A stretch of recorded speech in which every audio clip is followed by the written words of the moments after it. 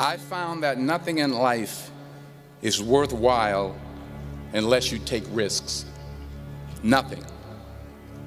Nelson Mandela said, "There is no passion to be found playing small and settling for a life that's less than the one you're capable of living." Now, I'm sure in your experiences in school and applying to college and picking your major and deciding what you want to do with life, I'm sure people have told you to make sure you have something to fall back on. Make sure you got something to fall back on, honey. But I never understood that concept, having something to fall back on. If I'm going to fall, I don't want to fall back on anything except my faith. I want to fall forward. I figure at least this way I'll see what I'm going to hit. Fall forward. This is what I mean. Reggie Jackson struck out 2,600 times in his career, the most in the history of baseball. But you don't hear about the strikeouts. People remember the home runs. Fall forward. Thomas Edison conducted 1,000 failed experiments. Did you know that? I didn't know that. Because the 1,001st was the light bulb. Fall forward. Every failed experiment is one step closer to success. You've got to take risks, and I'm sure you've probably heard that before, but I want to talk to you about why that's so important. You will fail at some point in your life. Accept it. You will lose. You will embarrass yourself. You will suck at something. There's no doubt about it.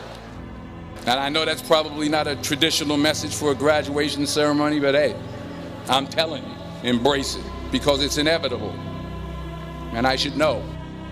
In the acting business, you fail all the time. Early on in my career, I auditioned for a part in a Broadway musical. Perfect role for me, I thought, except for the fact that I can't sing. So I'm in the wings, I'm about to go on stage, but the guy in front of me, he's singing like Pavarotti. He's just, and he's just going on and on and on. And I'm just shrinking, I'm getting smaller and smaller. So they say, "Oh, thank you very much, and you'll be hearing from us." So I come out with my little sheet music and Just My Imagination by The Temptations. That's what I came up with.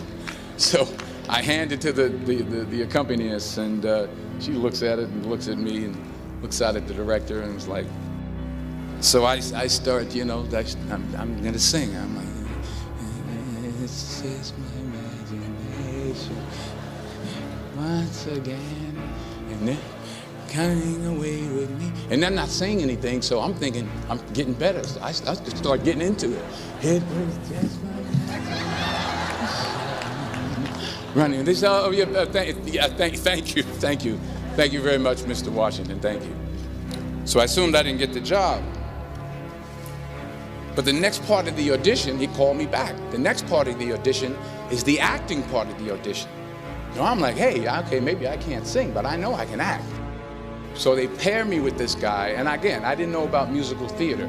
And musical theater is big, so they can reach everyone all the way in the back of the stadium. And I'm more from a realistic, naturalistic kind of acting where you actually talk to the person next to you.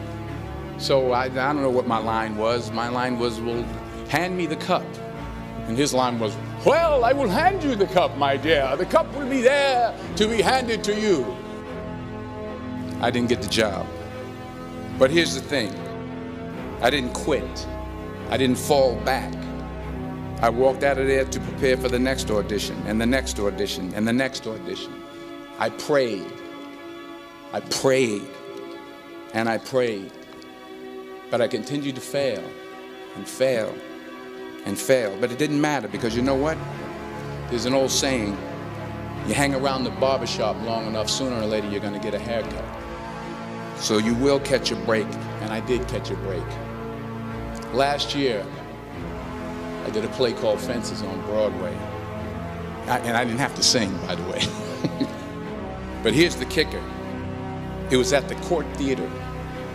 It was at the same theater that I failed that first audition 30 years prior. If you don't fail, you're not even trying. My wife told me this great expression. To get something you never had, you have to do something you never did. Les Brown's a motivational speaker. He made an analogy about this.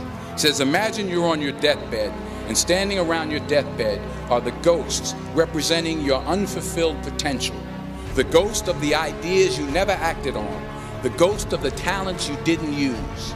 And they're standing around your bed, angry, disappointed, and upset. They say, we came to you because you could have brought us to life, they say. And now we have to go to the grave together. So I ask you today, how many ghosts are going to be around your bed when your time comes?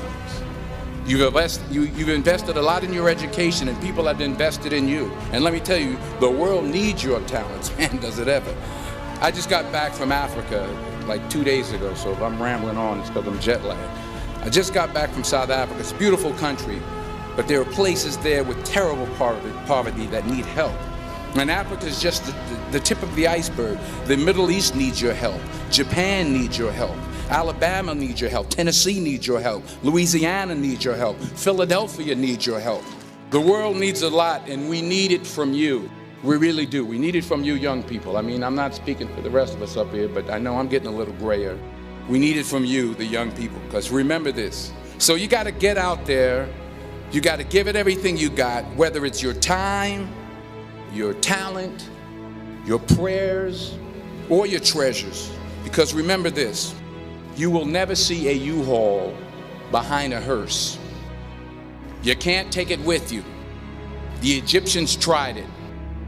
So the question is, what are you going to do with what you have? I'm not talking about how much you have.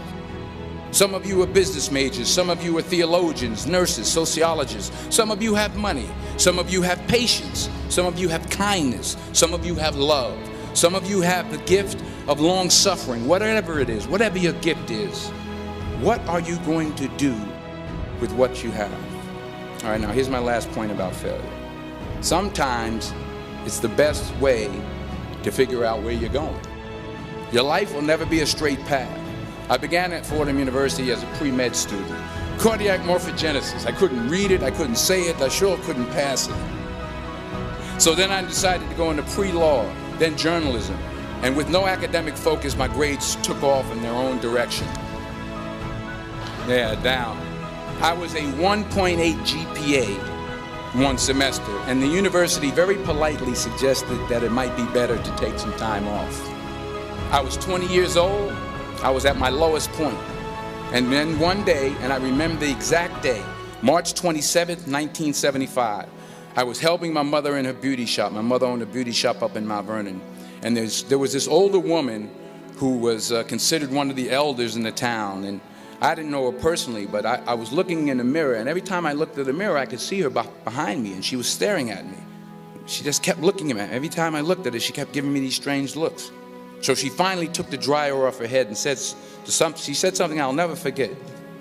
First of all, she said, "Somebody give me a piece of paper. Give me a piece of paper." She said, "Young boy, I have a prophecy, a spiritual prophecy." She said, "You are going to travel the world and speak to millions of people." Now, mind you, I'm 20 years old. I'm flunked out of school. In fact, like a wise ass, I'm thinking to myself, maybe she's got something in that crystal ball about me getting back into school next fall. But maybe she was on to something, because later that summer, while working as a counselor at a YMCA camp in Connecticut, we put on a talent show for the campers. And after the show, another counselor came up to me and asked, "Have you ever thought about acting? You're good at that."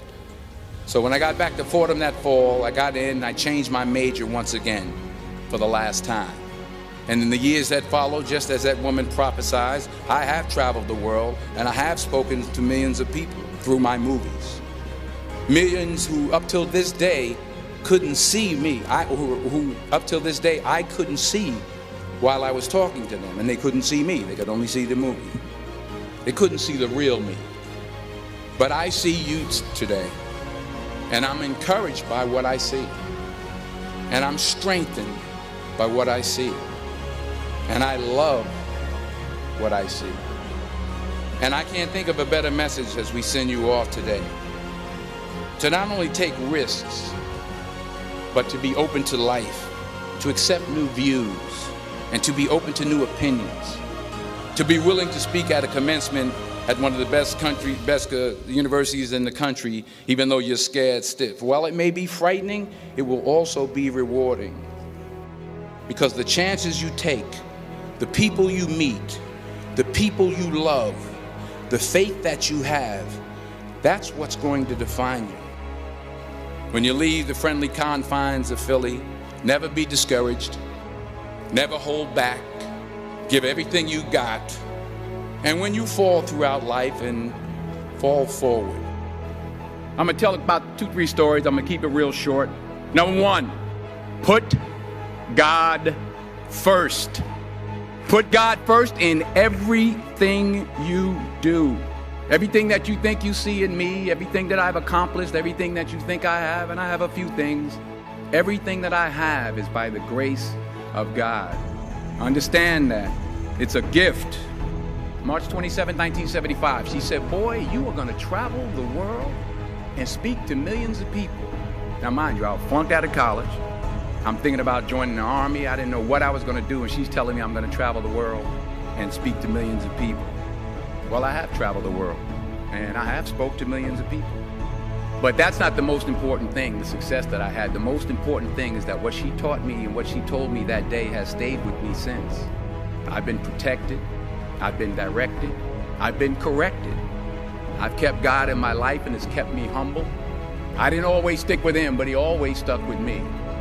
So stick with him in everything you do. If you think you want to do what you think I've done, then do what I've done and stick with God. Number two, fail big.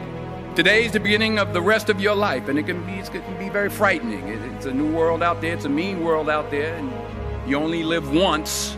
So do what you feel passionate about. Take chances. Don't be afraid to fail. There's an old IQ test, was 9 dots, and you had to draw 5 lines with a pencil within these 9 dots without lifting the pencil. The only way to do it was to go outside the box. So don't be afraid to go outside the box. Don't be afraid to think outside the box. Don't be afraid to fail big, to dream big. But remember, dreams without goals are just dreams.